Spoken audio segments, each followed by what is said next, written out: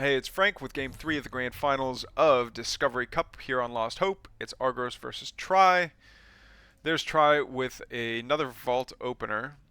Let's see how the scouting goes. The Hexen's going to... Oh, no. Oh! Now, I think Try was trying to play some mind games by doing the GLHF in a corner where he's not, to try and psych out Argos to kind of like falsely telegraph where he's at. Finally, we see the first mind game utilization of the emote wheel. The Hexen is not going to scout him just yet. We are going to see the collection array first, and yep, there goes the Sovereign's Watch to take down the health camp. And the Hexen's just going to go straight back home. And we're going to see a Clown Cave go down as well. No creation chamber yet from Argros. He's gonna do a power bank first. It's honestly not the worst idea. Man, we're gonna see two Morph Cores coming out. Dipping out of the negative. Okay, okay, no, he built the power bank, so his fast creation chamber, his Morph Core creation chamber would come out with good energy. He is gonna surge it, but that's gonna put him down into yellow power. And yeah, it looks like he's going to be cranking out that first Argent here super fast. That Surge gives plus 50% build time, or plus 50% build speed, excuse me. But we see that the Infernal player has already taken their own health camp. The Hexen's got really good amounts of shield and enough for one more Skull of Shetta and two backup Gaunts. I think he was a little bit hasty in initiating this fight. Not that it matters all that much. Fiends are kind of meant to be expendable, but in this early game, I think you want to conserve as much HP as you can. It looks like all the Shadow Mastiffs are going to go down without. Maybe he might have lost a Fiend, but that was pretty good micro. All right, it looks like they're going to have their little Stormgate convention in the center of the map here. Morph Core is going to take a couple shots from not only the Shadow Demons, but from these Gaunts as well. Skull of Shadow does get it. And that's where this full health Fiend is going to come from. Yeah, and now Try's just going to take the Vision Camp uncontested here. And that's a huge range of vision. I don't know if Vision Camps normally provide this much vision, but that is a lot. That is like more than a screen's worth. I would say that's almost like a screen and a half, nearly 2 screens worth of vision. Alright, the Archetype's going to go back home because it knows that there's Gaunts in the comp.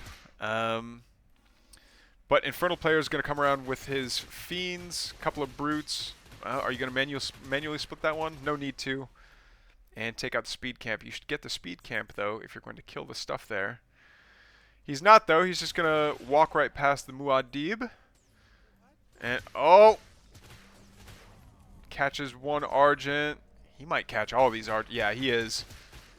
There's no way these Argents escape. Oh, man. And Argros knew that they were there. He knew that they were out there. I think it would have been safer to just stay at home until the squeaky noise from the greater Jerboa is just... It's very cute. Okay, so he does remember to get the Speed Camp this time, and now these Fiends are going to sprint across the map down to this health camp. Camps on camps on camps for Try. I don't want to say that that's the reason that he's been winning is just because he's been more dominant with the camps, but I'm sure it's not hurting. Maybe some Morph Core scouts or some Prism scouts and some Evolution Catalyst would be really helpful for Argros. And truthfully, not even using a Morph Core, using a Prism to do it, because Prisms, their initial move speed is really slow, but their acceleration can get going. They can get moving once they're up to speed. So really setting a patrol on that route right there, like kind of between this health camp and that Luminite camp would be really helpful. And then every time he gets another Evolution Catalyst cooldown, he just lifts another one up and captures it. Granted, that wouldn't do much for actually capturing the camp itself, but the eco advantage that you get from killing these camps is significant. You don't want to miss out on it.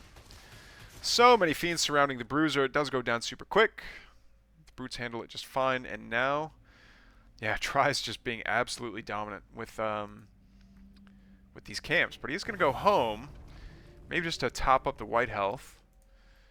Throwing down a meat farm. The expansion's already up. The third's coming up. Do we see any tech structures yet, though? There's the Ritual Chamber. I think he's going to go for Plague Axes on the Gaunts. Plague Axes, of course, meaning that when they hit a unit, it infests... well, if they hit a unit and the Gaunt is standing on Shroud, that infests the target, which means that it'll spawn a Fiend if it dies while infested. Very powerful. Very powerful way to turn, an enemy units into a Fiend, which, by itself isn't all that powerful, but at scale, like, look at all these Fiends. They're already absorbing shots.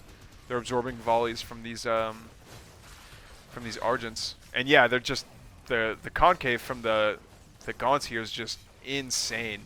There's no way that they lose this. We see 2 reinforcing Argents coming up from the north, but that's not going to be enough. Arcship might be able to actually come down and do a bunch of damage with the Sovereign's Watch, but I guess that's not going to be enough. That's going to be a GG from Argros. And Try's going to go up 3-0.